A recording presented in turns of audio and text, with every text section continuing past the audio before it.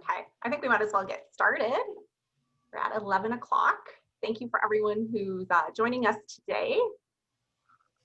So this is just a little wrap up or conversation. It's time for us to reflect on the message we just heard. I don't know about you, but I took a lot away from that. It was affirming of a lot of my thoughts, but it also was challenging some of my previous thoughts and experiences as well. So today is a very informal conversation. We have some special teacher guests joining us. And I'll let you guys introduce yourselves. If you don't mind, if you can just unmute and let us know who you are. Can everyone hear me? Yes. Yeah. Okay. I'm Jane Baldwin Marvel, and I teach grade 6-7 French immersion at McNaught Public School, and I've also taught core French at both elementary and secondary level, as well as ESL. I'm Kayla Dara. I'm currently a French immersion teacher at CK, but I've taught both French immersion and core French throughout the board.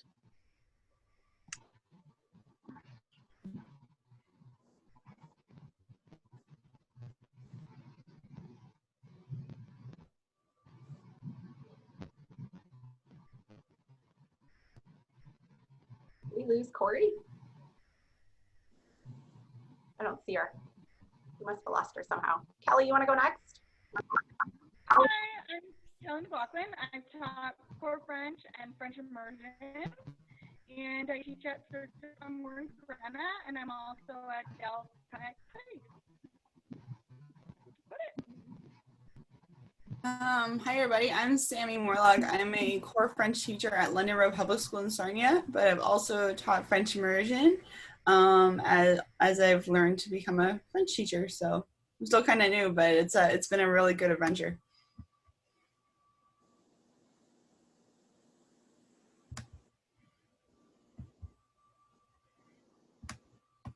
Alex, do you want to introduce yourself? Oh, hi. My name is Alex Stewart. I teach grades 7 and 8 French immersion at Arrow Road. I've also taught core French in the past and junior French immersion as well.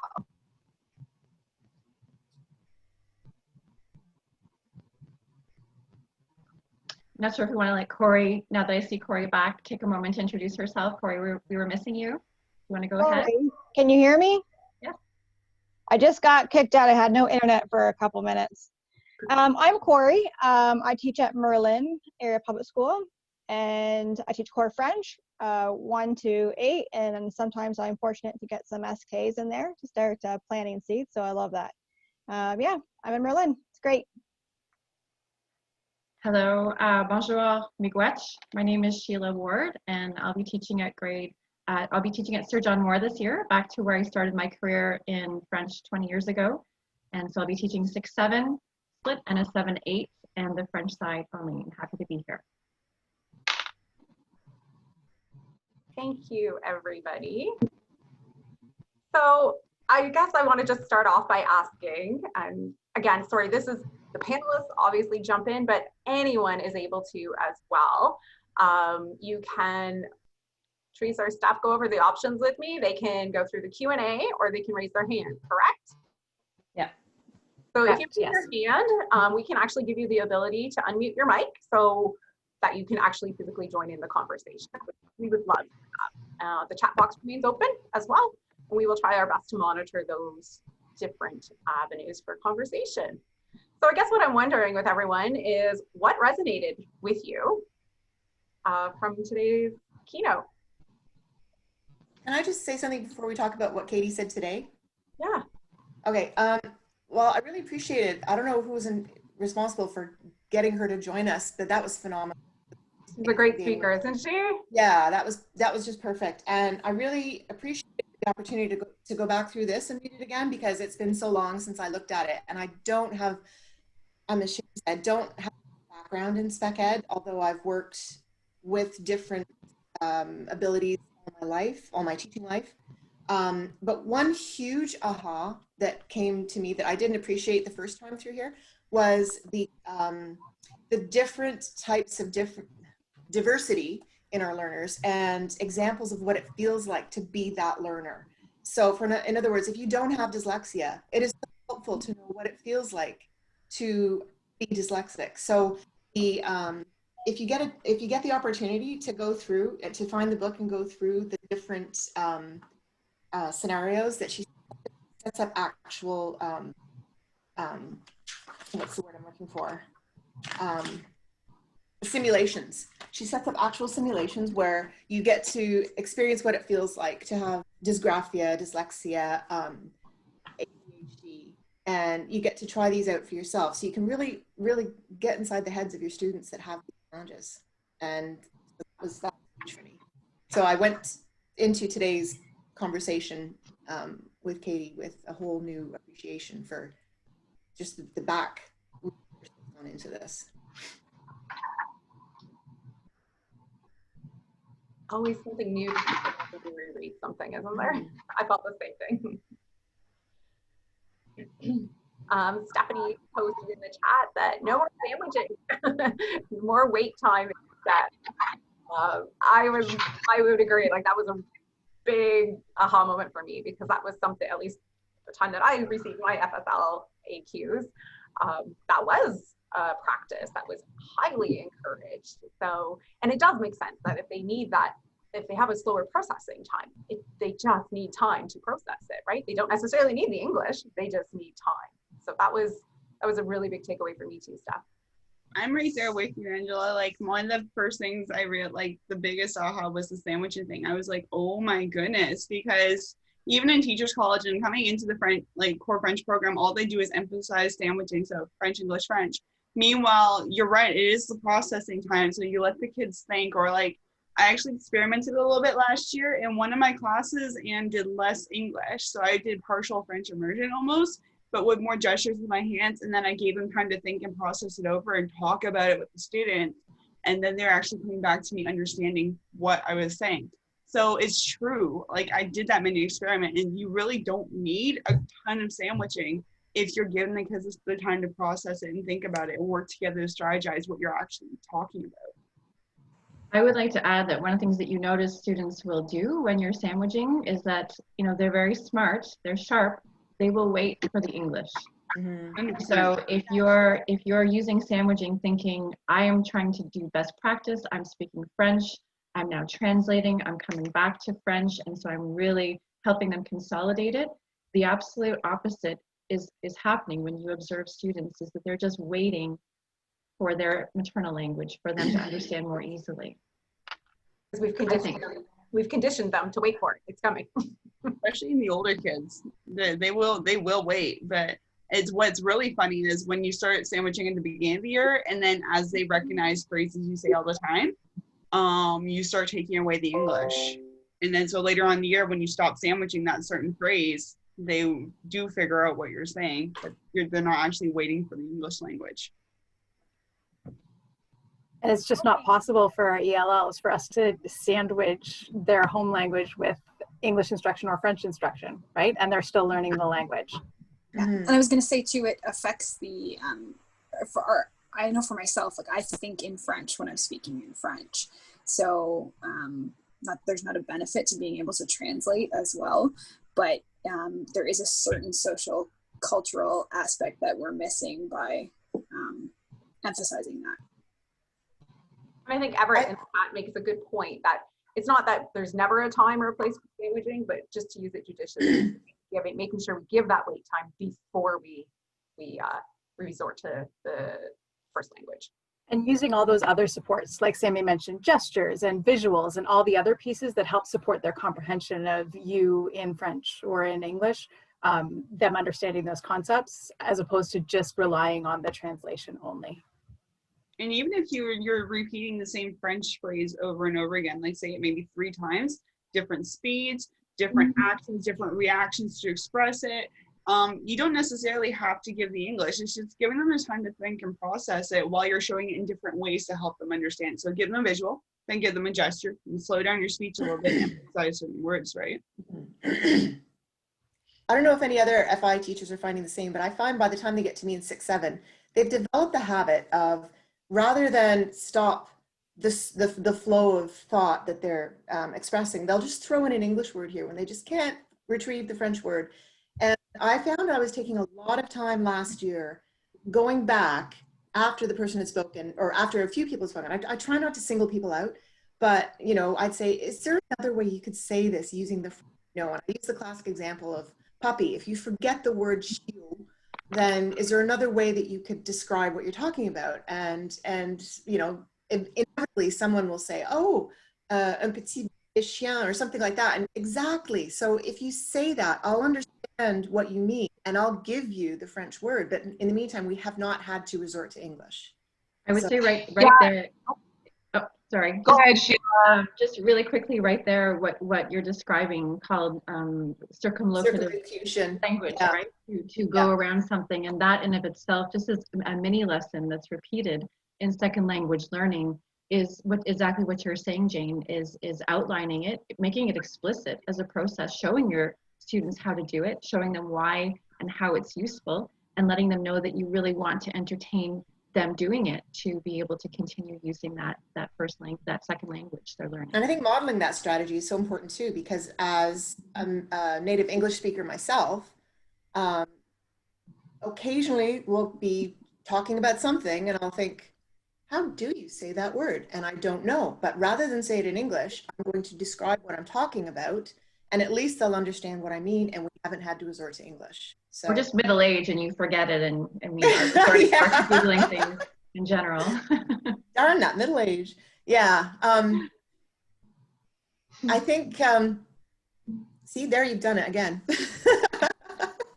Well, even circumlocution, like we use it in core French a lot, right? We are encouraging our students to kind of go the other way. So any French word you do know, insert it in that English sentence. So you're kind of starting to build the sentence as you go. So like, even if they can piece together the first part of the sentence in French, and then but the second part they don't have, they resort to English. Well, any word, then you bring it back to the class. Is there a word we can throw in instead of this? So like we kind of go backwards in core French. So in FI, you guys get the English thrown in. So in core, we kind of go the opposite way. Throw in the French where you can until we can finally get that full sentence and we're practicing it fluently. And this is definitely a strategy that, like Sheila said, we do explicitly teach and model. And, you know, we don't use the word circumlocution with our students, but the strategy we call it is parler autour du mot. So Yeah, Jane, I was we just learn going to to talk around the word. piggyback on that about the naming that learning, calling it talking around the word, or actually say the circumlocution, but bringing in that metacognition piece, getting kids to reflect, are they doing that? Giving them the chances to apply that. But that reflection piece, did you do this today? Or I think that piece is important as well. I think something that resonated with me as a parent, I always, my kids are in French immersion, and I always am asking the teacher, should they be in French immersion? Do I need to pull them out? Like, I'm always constantly asking that question. So when she said that, I think that, and I have a friend that just pulled her son out. She's a French immersion teacher for our board, and she just pulled her son out. And I was thinking, I wish she was here to listen, because that was something that I've heard as a resource teacher, as an ELL teacher, as a classroom teacher. I've heard this many, many times. And now as a parent, I'm doing it. I'm like, are they good enough to be in there? Should they be pulled out? So that's something that I hope the teachers get to push on to the parents and help them understand that, no, it doesn't matter. Like, you know, as long as the tools are in place. I thought that's something that resonated with me. It's still almost seen as an enrichment program, isn't it? Yeah. Like a privilege, right? Like, yeah. Well, at its birth, it was, right? That is how French immersion came out initially. And it's like, what, 30, 40 years later, and we're still trying to shake that image that it's not just for immersion, that it is for everyone. It's not just for enrichment, it's for everyone.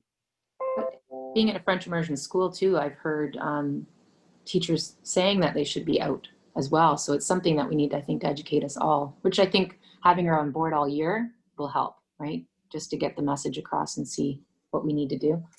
And her book, Languages for All, is used, as far as I can see, a lot in additional qualification FSL courses. And it's extremely illuminating. And I think that when teachers and principals are equipped with the facts when it comes to special education as it relates to second language learning, they have answers for parents. You know, for example, we know that when children learn 2 languages, that initially there's a slower progress, and even in both languages, in the maternal language as well. But then we know that once it reaches a certain point, it has the capacity to surpass, because, you know, they're acquiring 2 cognitive systems, that they look at something and say that this is a desk, and they also have the cognitive system to say it's un pupitre. So their cognitive ability is becoming even more complex and advanced through that. But her book also talks a lot about if there's an LD in one language, that chances are that that LD will exist in the second language. So whether that's, for example, processing speed, and that oftentimes a second language can help support, as she talked about today, the home language. And so there's a lot of facts and a lot of research that's backed up in her book, that when parents are asked that question, or when teachers are asked that question that none of us like getting, should I pull my child out of this program, that we're equipped with more factual and research-based information to share with not only parents, but sometimes even our administrator or even resource teacher. But in terms of special education and second language, this is one of the best books that we could be sharing with all of our colleagues. I agree, Sheila, because I know as a resource teacher myself, it's one thing to know this information. It's a whole other thing to be able to articulate it to the parents. And that was always an area that I struggled with, coming from resource. So I think, like you said, referring back to that book and having that language in order to explain it better. Mm-hmm. And it really is too about shifting that mindset, like she said, to making special education and these differences to be an asset as opposed to a deficit, and trying to share that perspective with our colleagues and our administrators, as well as parents and students themselves too.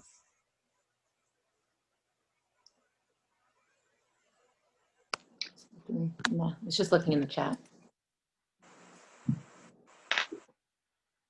I like what Kaylee said in the chat, with everyone can be successful in French language. It's just up to us to help them be successful.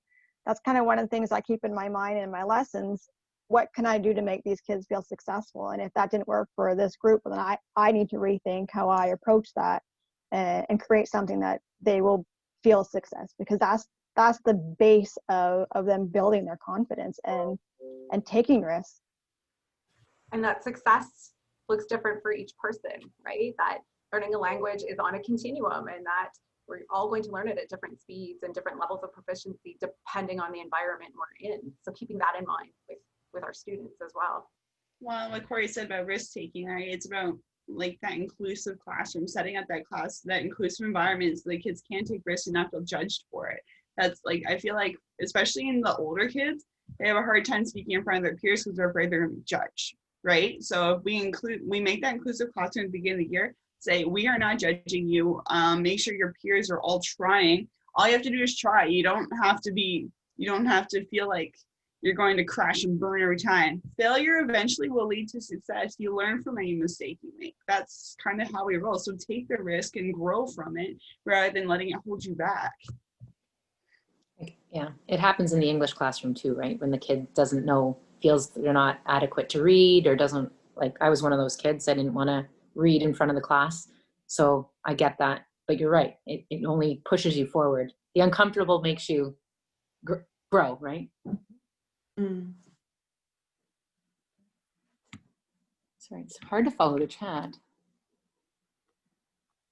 Sammy, you did this well, says Kaylee. Kaylee's my principal, so. Yeah. Thank you.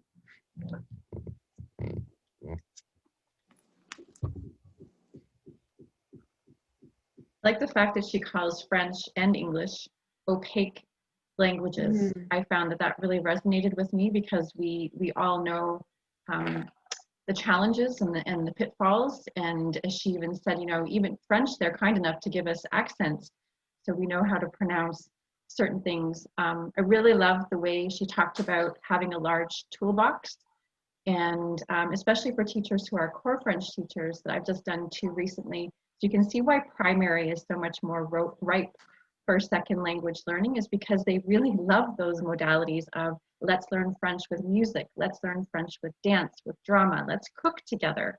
And so I think her advice as we go back to work with students of having that large toolbox, and she even said not being afraid to use it, which also comes from knowing yourself as a teacher. You know, we talk about the multiple intelligences and modality preferences of our students, but we also need to honor who we are as people. I love that story about how Bob eventually became somebody who worked with a French chef, and he wished that he had been able to acquire more of what he needed.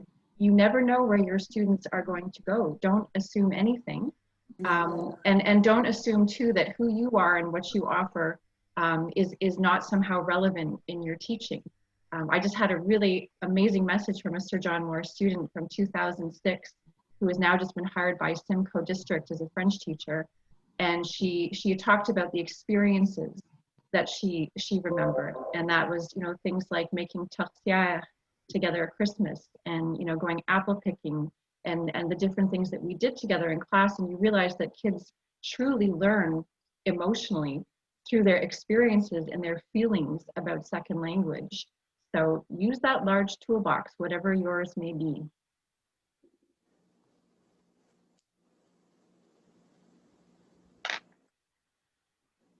I thought the Bob's case was interesting as well, because despite the parental support that Bob had with reading in both languages, and, you know, it was a heritage language for the family, and the parents helped with homework, so that's a lot of support, and the parents still were pressured to withdraw him from the program. So often we have students who don't have that level of support, and it's, as teachers, I think it would be nice if we had some, how should I put this?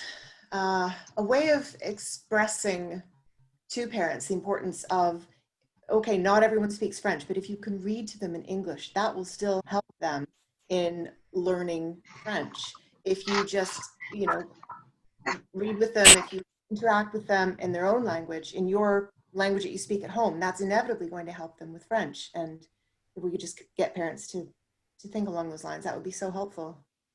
When I taught grade 1 French immersion, I had, when some of the kids were struggling, parents were asking me, what can I do at home? I don't speak French. What can I do to help my students improve or my child improve? And I'd say, read them in English. Read with them in English, because those skills are transferable. So even if that's the biggest struggle, though, a lot of parents who speak English don't speak French, they still send their kids to French immersion. So they're worried about what they're going to do at home. Well, if you can still read with your child in English, those reading skills, they're not just like read the certain syllable in French. Well, read it in English, and then at school we can work on the French pronunciation in a French text. Learning to just read by itself is a transferable skill, right? Mm-hmm.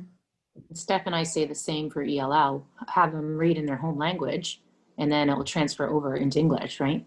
So and read to them in their first language and talk about the books, and all those comprehension strategies also transfer, right? The thinking about texts and connecting text to each other. And language is alive. There is the perfunctory pieces of language, the phonetics, the decoding, and all that we do as teachers, but there's also a cultural empathy piece in coming into a second language. And the way that language is alive is one of the things I'm most interested in right now as a second language teacher, especially in these times where I feel like the whole world is in retrograde, you know, and having people understand the value of different points of view and the value of different ways of saying things. You know, that in certain languages, we only have certain, you know, we have one word for snow in English, but we have so many in Inuit. You know, that it's relative to culture. And if you can also have parents buy in with this idea that it's not just, you know, I don't know how to speak French, so why should I, and how can I help them, is that a grander kind of macro idea is that learning another language is embracing another culture, which is promoting empathy in system. Something that resonated the most with me about Bob's story wasn't so much the support from the parents at home, but it was more or less the impact that teachers in the school had on Bob.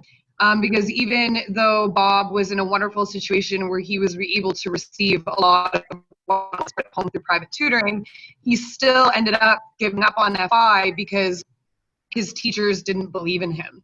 And I think even if we circle back to talking about like maximizing target language and minimizing things like sandwiching, Even that, if we consider what sandwiching means to our students and what message we're sending to our students when we sandwich, we're essentially saying we've given up on them and we know they're not capable of understanding what we want them to understand, so provide in a way that they absolutely can. So I think even just sheer coaching, like teacher mentality towards students who are struggling in the FI program can great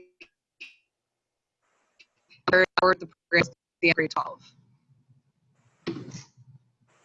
I don't know if her work has been published, but several years ago I was working with a group of principals and other consultants from other boards, and one of the boards from, it was the Huron-Perth Catholic Board, I forget, her name is Karen Brunel, and as part of her master's thesis, she did a series of research studies, and it was called Should I Stay or Should I Go? So she was looking at what criteria should boards employ when it's recommended for a child to leave French immersion. Under what circumstances should a child be and their family be counseled out of French immersion?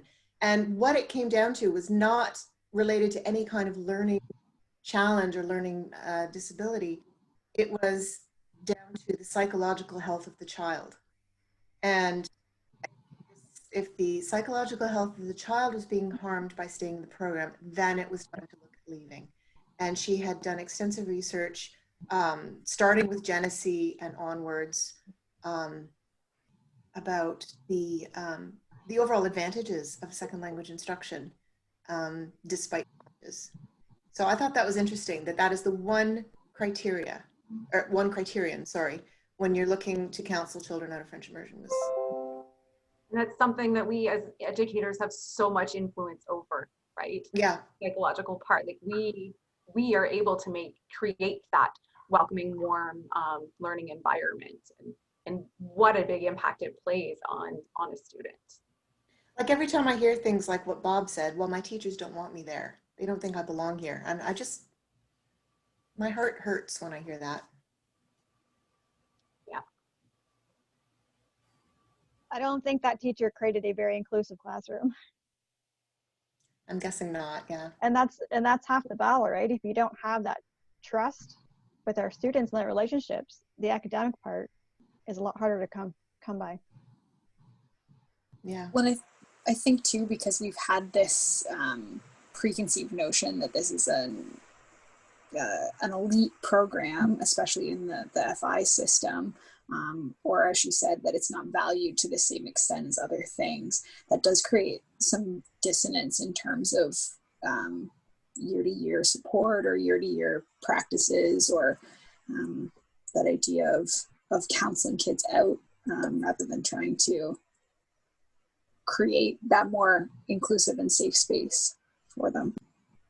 And even, I think it's beyond just an FI thing. I know in core French, although we don't have formal exemptions, those are very rare at the elementary level, what is actually happening during that core French time is not always very inclusive, right? Sometimes it's more of a babysitting service is what core Frenches can be viewed like.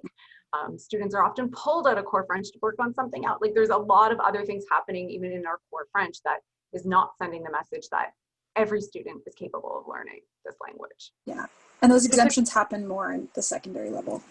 Oh, and there's a question relating to the exemptions in secondary. So with the Q&A, when students in our schools are being redirected to courses other than French, such as the life skills course, because someone deemed their diversity as learners as something that lends them, in their view, unable to learn a second language, what is the strategy that has worked in your schools to support students rejoin the FSL program? How have you addressed changing such points of view in your respective schools?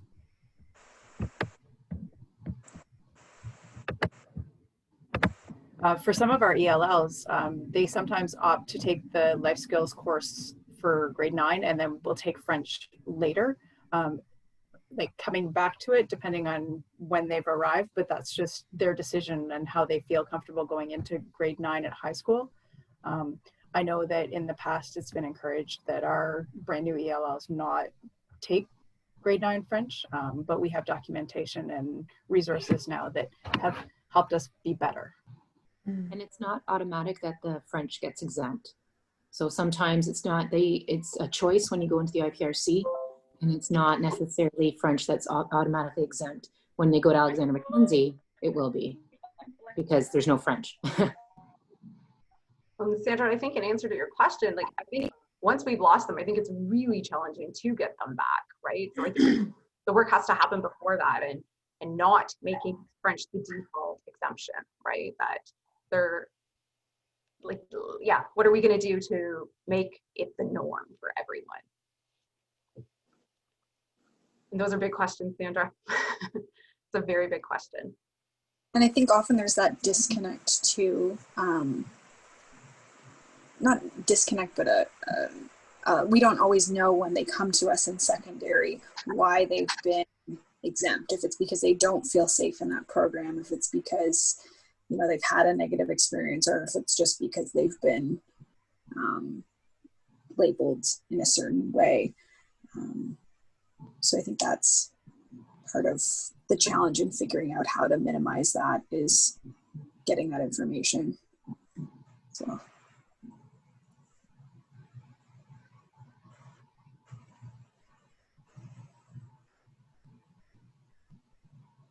And focusing on the positive, I love Dr. Arnett's description of how for that one child who responded to color when teaching about gender, it made me think a lot about my own special education experience in the enrichment program, where, you know, and there, even in some ways more than French immersion, where somebody had mentioned earlier how, you know, oh, aren't you lucky you are teaching la crème de la crème? And you know, as a French immersion teacher, that you have your very real own teaching challenges. Similarly, with teaching enrichment and gifted students, you'll have a lot of parents who will tell you that the term gifted is a misnomer because of all the burdens that often come with that level of advanced cognitive ability. But there is an actual documented phenomenon that happens with some gifted children, and it's called synesthesia, where they see colors connected to data. So for example, when they're learning math, they see it in color. And I found it really interesting when Dr. Arnett was talking about how for this one student, in trying to differentiate from masculine and feminine, that this color reference was really resonating with this kid, that the student was learning as a result.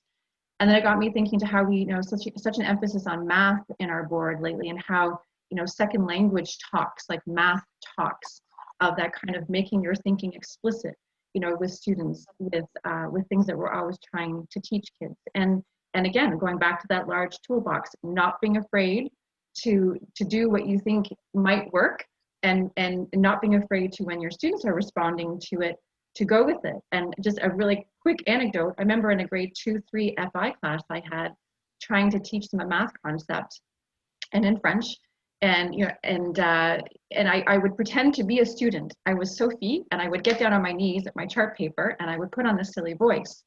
And I would usually use it in desperation, but somehow it's the thing that my grade 2-3s really liked the most. And even though I was hesitant to do it, and they would, come on, be Sophie, s'il vous plaît, madame, tu vas être Sophie pour nous enseigner les mathématiques. Non, non, pas aujourd'hui, les amis. To have the bravery to go with the things that work with your kids. Again, the different modalities, who knows, maybe it's drama that's going to get them. But she just gave us so much to think about. I'm probably babbling from your point of view. It gave so much to think about, that helpful to go back to the classroom with all this in mind. You know, I've been trying to reread some of her books leading up to the session, and didn't get through them both in time. But like, so much more when you do a second reading, right? Because it was years ago that we received those books. And obviously I read them at the time, but so much more going through it a second time, and just maybe a different lens too, right? That I'm coming with it to the conversation with.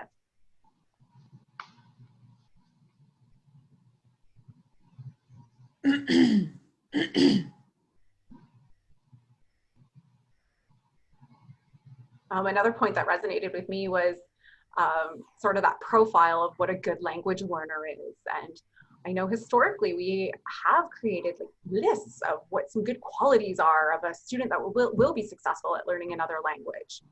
Like, I don't know, like strong oral communication skills, they're confident, they're perseverant, those types of skills. And I just how damaging those lists can actually be to some families, and that we were maybe closing doors, right? That if a kid doesn't match that profile, are they feeling like, yeah, second language learning isn't for me? So that was something that really struck me. And when I was rereading actually the book leading up to the session, at one point she referenced Jim Cummins' research. And something that really struck me was that the majority of the world's children are educated in their second language. So what we're doing isn't that strange, right? Like the majority of the world's children are educated in their second language. So I think there has to be space for inclusive education, that everyone can do this. We need to make it work for every student. I hate to say this, but I'm wondering if it's something that is particular to the Anglo-Saxon world. In other words, if you look at Britain and the United States and English-speaking Canada, some of us are just a bit comfortable with how widespread English is. And we need to sell a second language in a way that other places do not. The value of a second language is taken as given. It's just understood. It's something I feel we have to fight for. There's a lot of history behind that we could unpack here. You know, why that is the way it is in terms of, you know, imperialism and colonialism. And so I think that even bringing in those courageous conversations to second language learning, especially with older students, you know, who are learning, for example, the history of our country, is understanding even the hierarchy of language, the hierarchy of culture. And again, in these times of all times, I think those courageous conversations are going to be critical for our teaching with students to make sure that what emerges from these times is a better and fairer society. Because what you're saying is absolutely true. And whether that's something like American exceptionalism, or it's British imperial power, or the different, you know, countries and nations who struggled to be on a soil that wasn't even their soil in the first place, there's so much beneath this conversation that, again, I think, you know, not with younger children, but with older children as they get into those critical literacy skills. And as Corey talked about earlier, just any metacognition we can bring into our students' learning about what they're learning, why they're learning, how they're learning it. Such a great conversation to have with kids. Mm-hmm. And I know in Great Britain, there's been varying levels of success with the reintroduction or the validation of the indigenous British languages, i.e. Welsh, Gaelic, Gaelic, incorporated into bilingual signage, instruction in schools, second language instruction in schools. And so I think it's coming. It's slow in coming, but yeah, some of the Celtic languages are most definitely being revived. And I say that as the indigenous languages of Great Britain. Been recently doing some reading actually on this topic exactly, and that there's research out there about a monolingual mindset, and it is definitely tied to Anglo-Saxon countries and the whole privilege it is to be a native English speaker, a monolingual English speaker as your native language. And it's a lot of really interesting reading, and it really makes you sit back and think about, wow, how much language does influence mindset.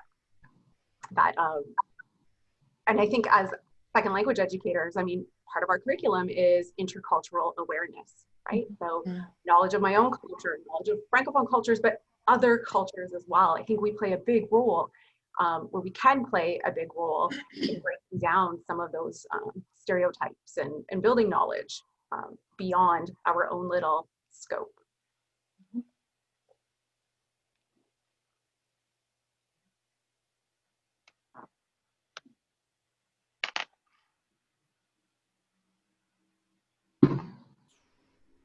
Sector-balanced assessment of the AIM program as a tool for language teaching and the value of the kinesthetic learning piece.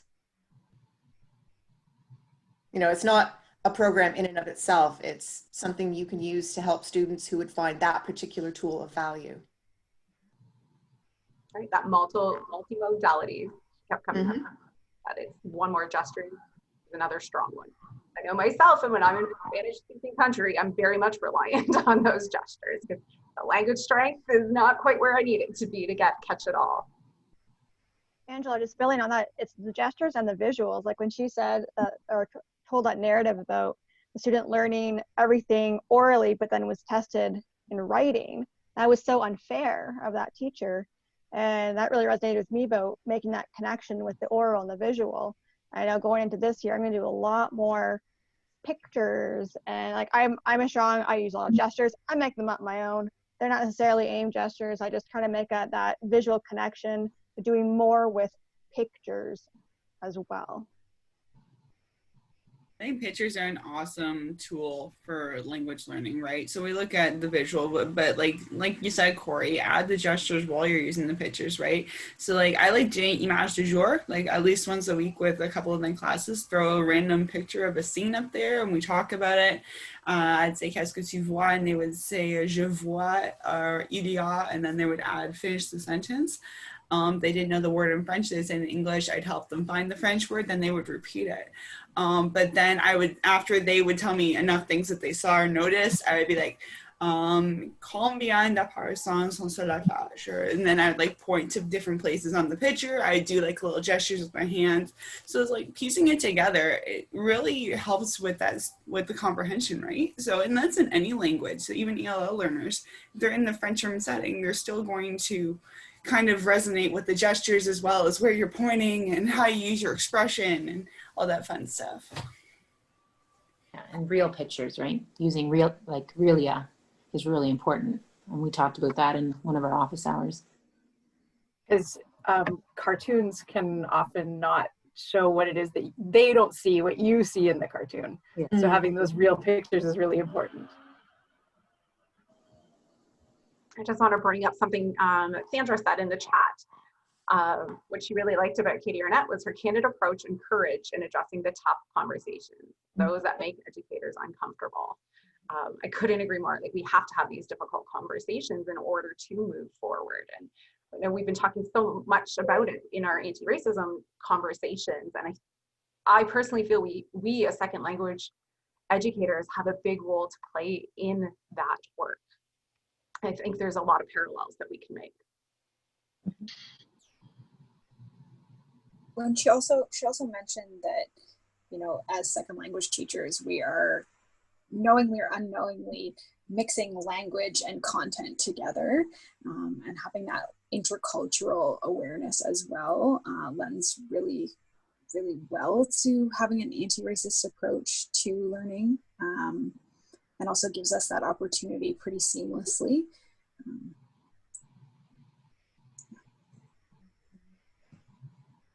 I wonder if in the future of FSL, of our schools in Canada, what it might look like eventually is even multiculturalism, is a course. You know, Canada, our two official languages, English and French. But it seems to me that there's an even broader conversation that we're maybe just on the precipice of having. And Kaylee, who mentioned it earlier in the chat there about, you know, core French being a prep subject and how it gets relegated to something of almost less import, and how students pick up on that. As somebody who had done core French this past year after not doing it for quite some time, I won't lie to you, it nearly broke me. It was so hard to feel something I loved so much be not valued by many, that it was very, very difficult. And so I wonder how we as French teachers change that. Can we change that? Is this more of a systemic thing that's going to have to change? You know, imagine if the French teacher had his or her own room devoted to the subject, you know, that the whole structure of prep, or imagine that French and second language gets embedded into, you know, multiculturalism and understandings in our country. That it just seems there's a systemic thing that's got to give. Because as a friend of mine, fellow core French teacher said, she said, it's like having an abusive relationship sometimes with 150 people. That's how she described her job. Is I feel like I have an abusive relationship with 150 people. And she's not alone. And we're very positive mindset teachers who want to say all the positive things. But there are some people who are struggling very, very much with how their job and content is perceived on a hierarchy that is not fair to those teachers. And it's a held belief that I don't have any idea how to change. And I just feel it's got to be a system thing. Yeah, it's really, really developed in a negative way over the last few years, like even from when I was a kid taking French, coming into being a French teacher. We had a French room at every single school. We would go to the French room, there'd be all this culture on the walls. You'd feel like you'd step into like a different space because that's where you are.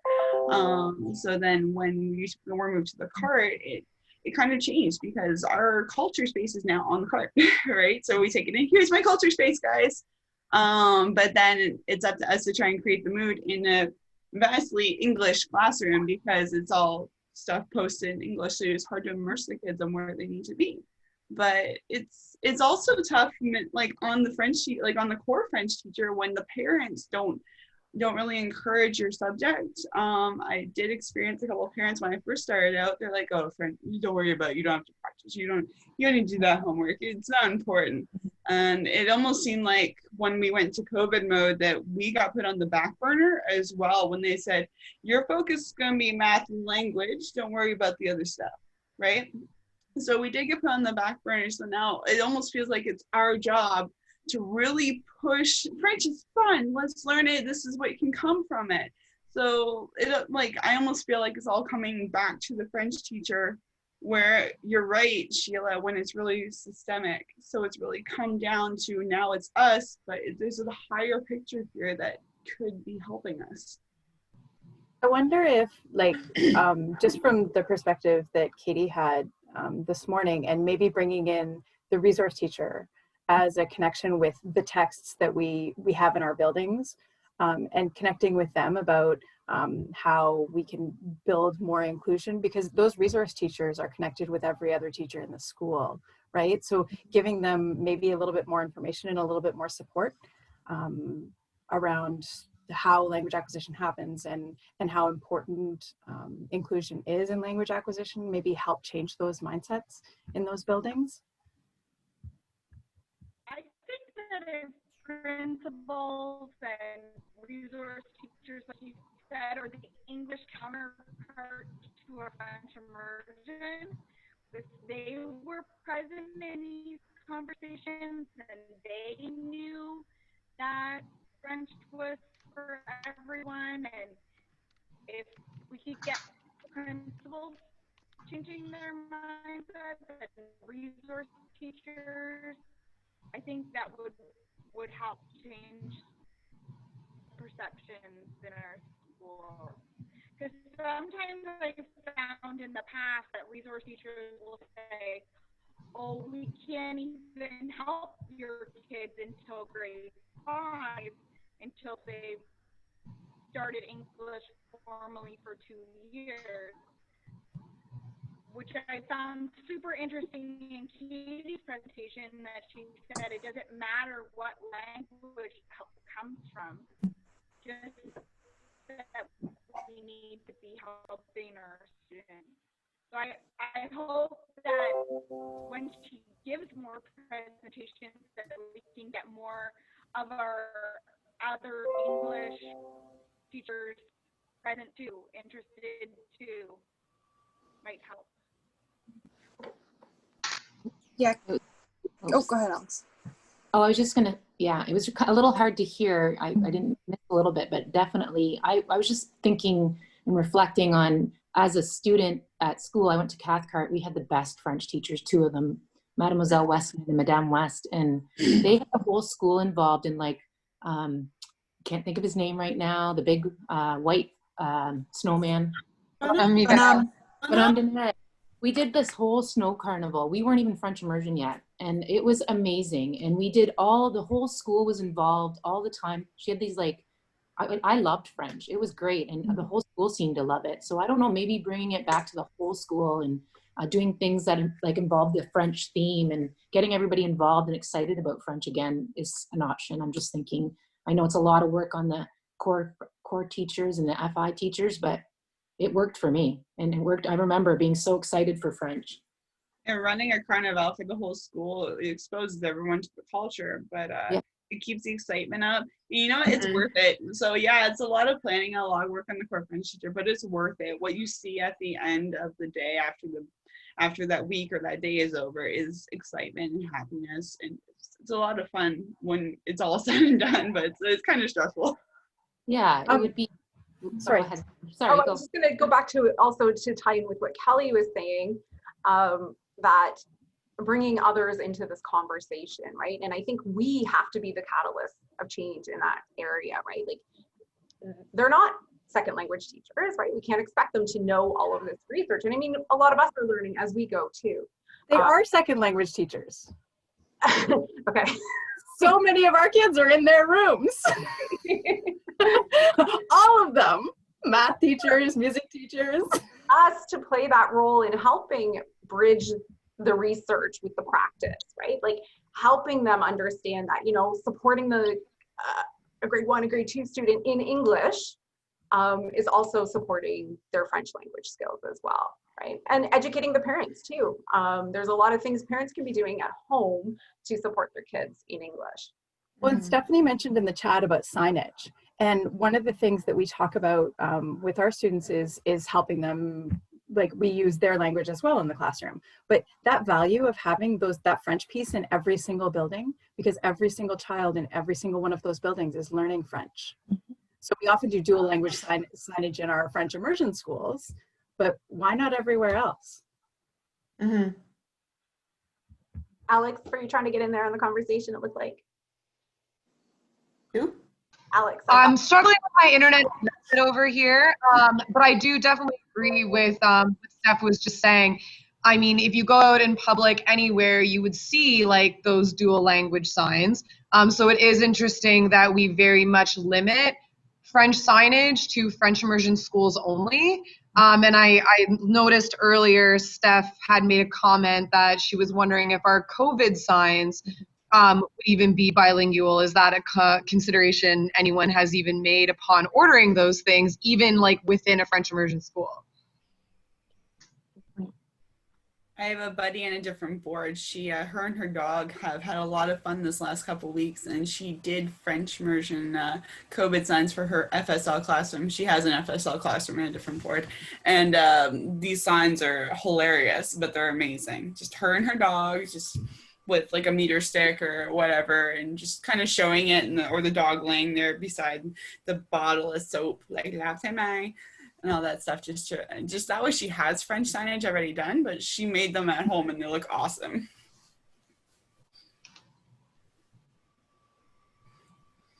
I think it's really important throughout all of this too, and especially if we want to make some of that systemic change, that we have to build our own community as FSL teachers and continue to share with each other, so that we can then be that catalyst that you're talking about, and in our schools, and get other people on board. Because the more people we get on board with everything, the more inclusive our schools can be, and that's where those difficult conversations can happen, and that systemic change can start to kind of take place. You know what? Like, sorry, go ahead, Ellen. So I was gonna say, I totally agree with you, Kayla, and I've had some interesting conversations over the last few weeks with some friends who are working on developing like content for a variety of subjects and topics for our board.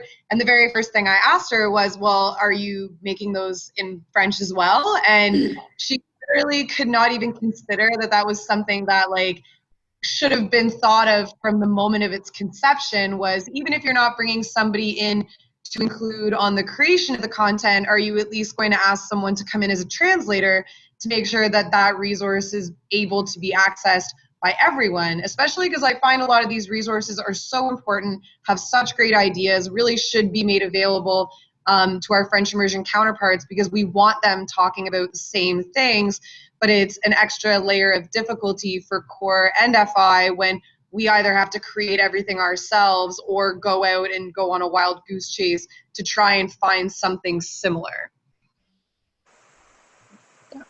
We're so often islands in that, so. And And like going back to the catalyst thing, like, and like as FSL teachers in our school, a lot of the times, like smaller schools, you are the French teacher. Might be the only person in your school speaking French. If you're lucky, have an administrator that also speaks French, which is amazing. But it's like you are in charge of that change. So you almost feel responsible for being there for the students and encouraging them to speak French. Like, I like to encourage my students to speak to me in French outside of the classroom. So even if I'm walking through the hall one day, I don't want to hear hello, madame, I want to hear bonjour. And so I'll say bonjour back, or if they say hi to me, say bonjour. Like, I'm encouraging them to try and go in French, because this is the change that we're trying to make. You can speak French to the French teacher outside of French time. You can speak French to your French administrator outside of class time. It's okay. So like being that change, encouraging them to use it whenever they can, even if it's not in class time, that's another step forwards, right? I mean, they can always take it home too. And I've had some parents come to me and tell me that their kid was singing to them in French and they loved it. Well, guys, that was quite the conversation. We are approaching you, so I do want to be respectful of everyone's time. I want to just quickly remind everyone, 1 second here, that those books are in your schools. Please dig them out and take a look at them again. And as was alluded to, we are looking at ongoing professional development with Katie Arnett throughout the school year. What that's going to look like, we're still trying to work out those details. As you can imagine, it's not a typical school year. So with that, I really do want to thank everyone for participating today. All of you participants that have listened in or joined in the chat box, and definitely to our panelists for coming and sharing your experiences with us. Your dedication, everyone, to your students you teach is evident, and that you're trying to foster inclusive second language learning environments. Teresa, Steph, anything to add before we wrap it up? Well, thank you, everybody. It's really nice to see you on here, and enjoy this weekend, because I guess we're starting really soon. So I think this marks the end of LK Launch. I think this was the last session. Hopefully you were able to participate in some of the others this week and brought away a lot of new learning to guide you through this school year. I wish you all une très bonne rentrée. Happy back to school day. Bye-bye.